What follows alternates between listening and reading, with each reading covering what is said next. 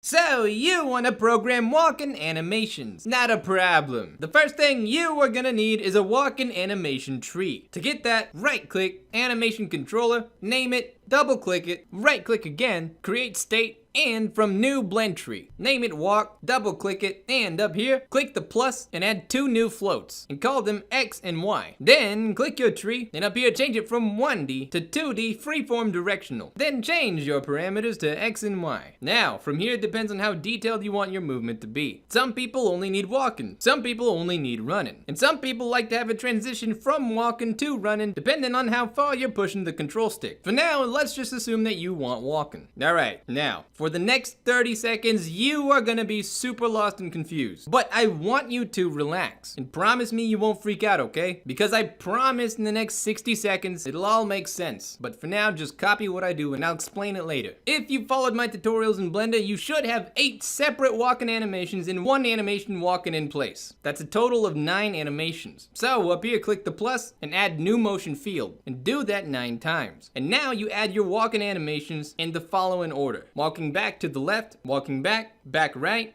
left, walking in place, right, forward left, forward, and forward right. Under position X, type -1, 0, 1, -1, 0, 1, -1, 0, 1. And under position Y, type -1, -1, -1, 0, 0, 0, 1, 1, 1. Alright, you still with me? Good. Don't worry, you'll be fine. I want you to press the play button. Then click the red dot and start dragging it around. And you will notice that depending on where you drag the dot, controls which walking animation is triggered. Drag it forward and she starts walking forward. Drag it back and she walks back. And if you drag it anywhere in between, it'll try and mix the 2 closest animations together. Okay, so here's how this works. All we did was map out our animations. We created 2 variables called X and Y, and inside those values we put a number. And if you map it out, X goes this way, and Y goes this way. Nothing fancy, just exactly the way you would expect it on any normal graph. X and Y intersect at the middle, which is 0x and 0y. If you go to the right, you'll be at 1x, and if you go to the left, you'll be at -1x. If you go up, you'll be at 1y, and if you go down, you'll be at -1y. So if you look at each of our walking animations, the X and Y coordinates match up where you would expect to see them on a control stick. Walking in place or idle is at 0, 0, because it represents when the stick is not being touched. Walking to the right is at 1, 0,